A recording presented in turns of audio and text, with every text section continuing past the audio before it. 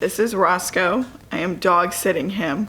He's very curious about the camera, so he might be here today. He might be saying hi. Hi, my name's Alyssa and I'm Brightly's low waste lifestyle expert. If you're into sustainability, subscribe down below, become a change maker, but other than that, let's get started. Today we are talking about all the things I have learned since starting to live more sustainably. So this is still in a way new to me. I mean, I did not grow up with sustainability. I wasn't one of those people where my family always cared or I lived in an area where everybody cared. It just wasn't like that for me. I barely knew what it was until I got older. And in fact, I've only been in this space, the sustainability world, for about 2 years. And I've already learned so much. I'm constantly learning more. So I wanted to share about some general things I have learned since starting this new type of lifestyle.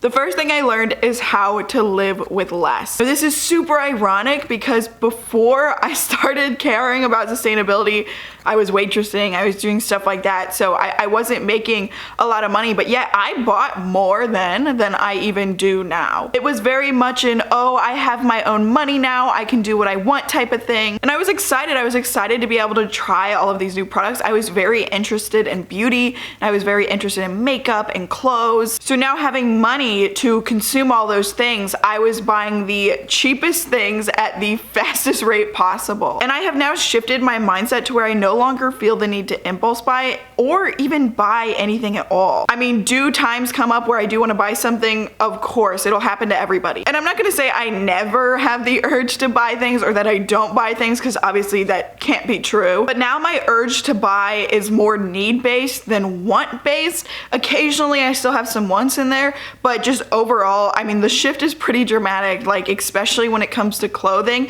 I used to just buy. If I could afford it, I was buying it. If I thought it was cute, I was buying it, and that's just how it was. But now I'm at a place where I don't buy until I see a need for that item. I mean, I don't even start looking until I find a need for that item. And yeah, I just have less clutter. Things are easier to clean, to keep track of. I care about my possessions more and I take care of them more. Number 2 is so cheesy, but material items do not make me happy, and it just, I know I have to be the one to say it again, but it's true. Like, I did think whenever I was younger that it was gonna make me happy, that having my own money to spend and do what I want with was gonna make me happy, and I could just buy this makeup, buy this palette, buy this shirt, and I would be happier. And it's not necessarily that I was happy or sad or anything like that. It was more so that I just got this high whenever I bought something new, and I would just ride that high for a little bit, and then like by the time I drove home, it was plummeted. I learned that you will never itch that scratch of just wanting to buy something. I mean, it never like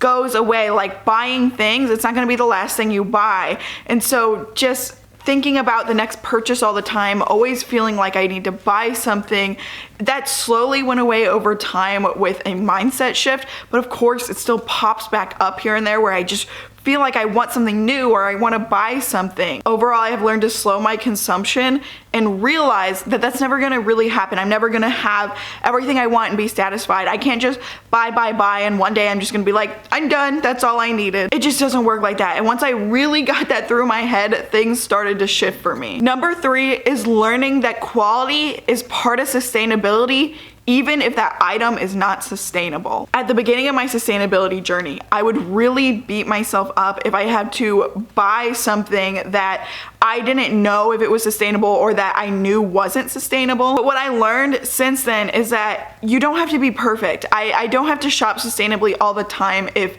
it's not accessible to me, if it's not affordable to me, if it's just not the right thing for me right now. But on top of that, I realized that if I'm not going to shop sustainably, I am going to shop quality, because at least when I'm shopping quality, I'm hanging on to something for a very long time. It's probably going to be a prized possession, something I want to care for, mend, and because of that, I will want to keep that item in my life for a very long time. And that is more sustainable. I mean, buying a product you know you will keep around for a super long time is more sustainable than buying something super cheap or something you don't really love. In terms of actual sustainable products, I have now learned that it not only has to be up to par with, but it has to be better than the industry standard for me to stick with that swap. If you follow this channel for a while, you know that a while ago this happened to me with toothpaste. So I tried tablets, I tried some paste, and I wasn't really loving them. So for the time being, until I found something I loved, I switched back to my old industry standard toothpaste, and that is okay. You shouldn't have to sacrifice your daily routine or your daily comforts for the sake of sustainability, because there are so many other things that you can do as an individual that have even bigger impacts than things like your toothpaste on the planet. I just think if it doesn't measure up to those industry standard items, you are not going to have that as a lasting habit. That product won't be in your life for very long because you're gonna miss your old products. It's not gonna work very well, and you're just gonna overall start resenting these products that are sustainable, but sustainability cannot be their only factor. They have to be a good quality product and work for you. The other thing I learned is that it's a total privilege to live sustainably. When I very first started learning about sustainability, I didn't really understand this, I will say, and I just kind of like thought, oh, okay, if I can start doing this, everybody can start doing this, but that's not really the case. And even as I further along in my sustainability journey, I'm really lucky that I'm able to afford it, that I'm able to do some practices, and that I even have the time and the bandwidth to learn more about it on a daily basis. Granted, I did make this part of my job, but for most people, their jobs don't involve sustainability or environmentalism in any way. And for those people, it can be hard to have the bandwidth, which I should understand because that's definitely how I was at first. I had